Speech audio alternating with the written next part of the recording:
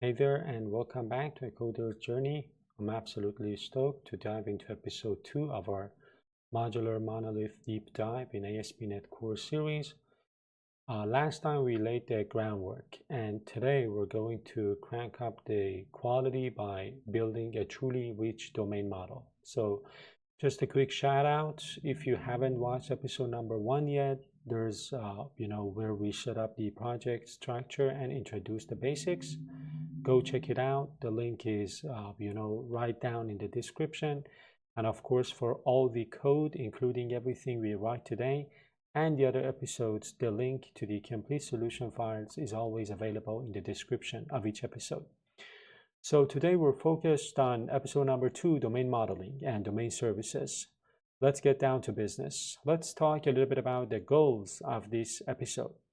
We have a fantastic set of goals to nail down today. So building rich domain models that encapsulate business rules, implementing domain services for cross-entity business logic, strengthening our guard clauses and result pattern with better reusability and typed results, introducing value objects for concepts like price in our domain, and crucially, writing some unit tests to validate every bit of our domain logic. So let's start with step 1, rich domain models. This is the cornerstone of domain-driven design, or DDD. A rich domain model means that the entity isn't just, a sack of, let's say, data, what we call an anemic model. So instead, entities enforce their invariants, like making sure we don't end up with a negative price or a star count. Behavior is inside the entity itself, expressed through methods, and business rules aren't scattered all over the shop in services. The entity itself protects its own state. So we're going to enhance our book entity from episode number 1 to manage its stock and use a proper price object. The price is going to be a value object that we will, implement in this episode. So I'm going to go to my book entity. If you take a look, price has been implemented as a decimal data type, but I am going to change that. So I am going to implement a new type called price. It's going to be a value object, and then we're going to have another property called stock, which is of type integer. Price hasn't been implemented yet, of course, but we're gonna implement that.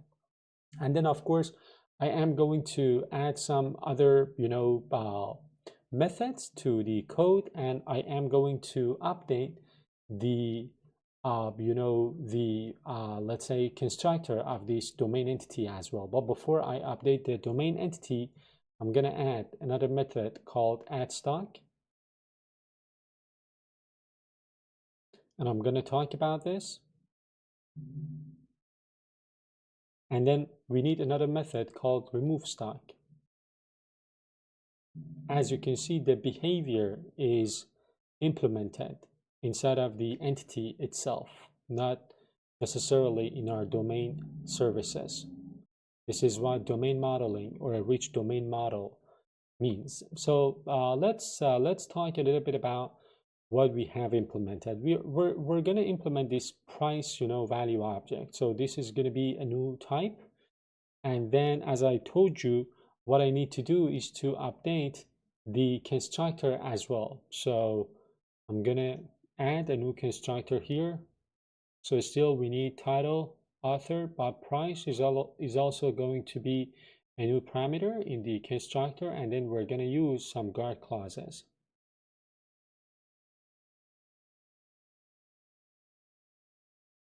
And I'm going to remove this for now.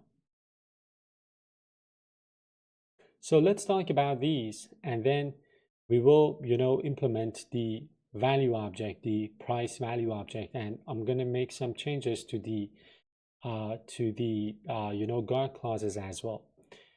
So the book's constructor now only needs to check that the price object isn't null, because it's going to be a value object and it's going to be responsible for guaranteeing the amount that it holds. So the amount is going to be valid. That is the responsibility of this new value object. We've also added another property called stock of type integer. and then two methods called add stock and remove stock. So these two methods, take a look at them. So these two encapsulate business rules. For example, in remove stock, we check if quantity is greater than stock. This check is an invariant that belongs to the book aggregate, right? So this means that anytime the application layer interacts with a book, it must go through these methods, ensuring the business rules are never circumvented. Time to double down on our defensive programming. Let's make our guard clauses more robust and flexible. So we got these guard clauses here. So we've got this one against null or empty, and then this one, which is going to check whether a value is, against, is negative or zero. But what I want to do is to add this guard clause as well. So this guard clause is going to be a generic one. And then I am going to check against null, right? So another guard clause that I want to add is out of range. So instead of using against negative or zero, what I want to do is to be more generic. I am going to add this new guard clause against out of range, and then I will be able to kind of, indicate the value as well as the minimum, the minimum amount for that range. And of course, I can control this flag called inclusive to have more control over the range, the permitted range for this thing, for this value that we are checking. So right now we've got these guard clauses: out of range, against null or empty, this one, and we're not going to use this one anymore. I'm going to remove this. So we've got three guard clauses, right? These two, generic methods, these two powerful, generic methods is perfect for checking if a reference type, like our price value object, which hasn't been implemented yet, by the way, is null or not. So against out of range also allows us to check, as I told you, that any comparable type, right? So we've got a generic constraint here, like decimals, integer, or dates is above a certain minimum, which we'll use for prices and stock counts. And by passing inclusive to false, this flag here, we can easily enforce that a value must be greater than zero, not just greater than or equal to. So you know what? By centralizing these in this code file, we keep all of our low-level validation logic out of the way of our core business rules, making our entity and value object constructors much cleaner to read. The next step would be to kind of make some changes to our result pattern by introducing typed results. So what I am going to do is to go to my code file for this, and I am going to introduce this typed result. And I am going to tell you, why this approach makes more sense for our domain model. Previously, we only had like a generic result class, but right now we have a typed result class that can return, a typed value. So let's take a look at this code and talk about what is happening here. This is, a generic result type. So we can now return objects like a new book entity or a freshly calculated price, the value object, alongside the success status. So this pattern is far superior to simply throwing exceptions because it enforces the caller, the application layer in this case, to explicitly acknowledge and handle the failure scenario. So it makes the expected outcomes, whether successful or failed, an integral part of the method's signature, resulting in a much more resilient and predictable application code base. Now let's focus on implementing the first kind of value object. So this value object is going to be a small immutable object that describes a characteristic or a property So it's defined, a value object is defined by its value, not by its identity. That's one of the most important differences between a value object and an entity. I'm going to add a code file here, and I am going to implement the first value object, which is the price value object, which we have used in our book entity. Again, because we use the C# record keyword, we get value-based equality and immutability for free. Crucially, the price constructor uses our new guard.against out of range to enforce that the amount is always positive. When you call apply discount, when you apply the discount, it calculates a new amount and returns a new price object. So the original object is untouched, it is immutable, and this immutability drastically reduces bugs in complex state management. Always remember, for state management, always try to consider immutability, because again, that will save you a lot of time and it will prevent a lot of problems in state management, in front end technologies like MobX or other technologies for state management in React applications. We always favor immutability, which is a very important, as I told you, concept that saves a lot of time. So let me pause the video and fix this issue. So right now, as you can see, I am using that new against out of range guard clause that we added. So this is the first version of this value object. I'm going to rename the file to price, and then I am going to adjust the stack as well. And of course, we need to import the namespace for the price value object. Something else that I have done is that I've adjusted this update price method. Right now, it is not using the decimal data type anymore. It is using price. And as you can see, I'm comparing the amount property on that price value object directly. That will probably change in future episodes. But right now, this is the simplest, the most, let's say, straightforward approach that you can take. So this is it. This is the value object and the setup that we have completed so far. This again ties into the bigger picture by again decoupling pricing logic from the book entity.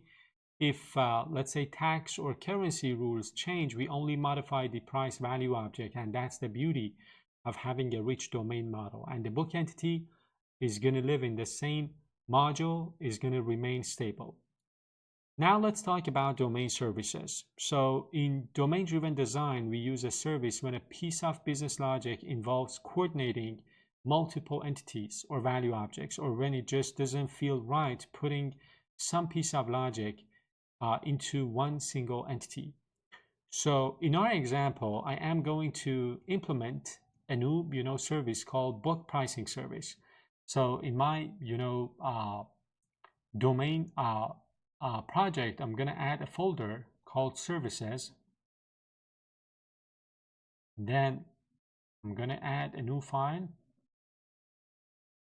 and then create the first domain service. As I told you, is going to be called book pricing service. This service is, as they say, an orchestrator.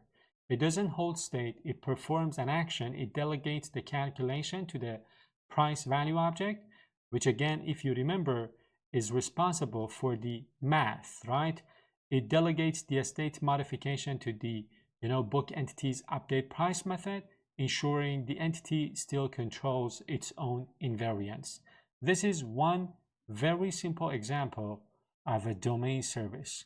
I'm going to import some namespaces. I'm going to rename the file, import this namespace as well, and this is it, the first domain service. Again, remember, a domain service is going to be a place where you put some business logic that doesn't directly belong to one single entity.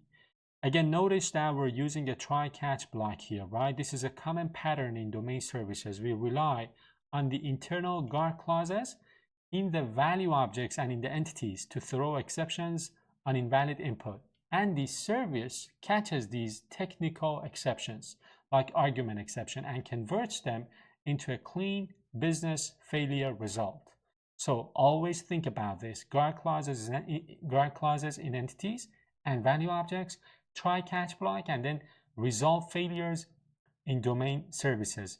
This approach allows the application layer to deal with a consistent result object all the time, not with raw system exceptions. That simplifies error handling across the entire module significantly. Now let's turn to the next piece. Let's test things, right? Again, if you've got rich domain models, you absolutely need unit tests to back them up. You know that I'm a big fan of unit testing. I've always talked about unit testing, not only in the backend, but also in the front end. Unit testing gives you, let's say, a safety net for refactoring as well. So first, the setup. What we are going to do is to create an XUnit test project and add a project reference to our domain project. I'm going to pause the video. I'm going to add a simple XUnit project to this folder and add a reference to our domain project, because we're going to write some unit tests for the domain project. So this is the unit test project that I have added. If you want to know more about unit testing, if you want to learn more about unit testing, you can watch some of my other series on the channel. Just take a look at the project. It is called Online Bookstore Books Domain.Tests. It's a simple unit test project with XUnit. You can take a look at the packages that are installed by default, that are added to the project by default. And if you take a look here, we've got a project reference to our domain project. I'm going to close things, and then I'm going to write the first unit test inside of this class. So as you might know, unit tests are decorated with the fact attribute. So I'm going to add the first unit test. Remove stock should fail when not enough stock. So I'm going to create a simple book, and then I'm going to call the remove stock on that book, and I'm going to assert that result is false. This is the behavior that I expect my entity has implemented. And I can go ahead and run this test, not debug it, but run it. I'm gonna probably make some changes to the project as well. Let me pause the video, fix these, and then continue. So I made some adjustments to the code. Let me walk you through the changes. First off, in my result type, this modifier was private, so I kind of forgot to change this to protected, because we're kind of inheriting from that base class, and we know that private members are not going to be inherited. We need to make the constructor protected. Another change that I made was here in the price value object, we do not have a constructor. I'm using the create pattern, the factory pattern, as it is sometimes called. Of course, there's some nuances, but anyway. So in my unit test, I cannot call the constructor of the price value object. So I'm gonna need to create a price using the create static method. So I'm gonna pass this method, this value, this 100, to this price.create, and then the result of that create method, of course, as we saw, is going to be a result, so a typed result of type price. And then I'm going to assert that is success. I mean, the is success flag is true, and then I'm going to create a book object using the value of that price, and then I'm going to act on it. I'm going to remove the stock using that domain object, that domain book.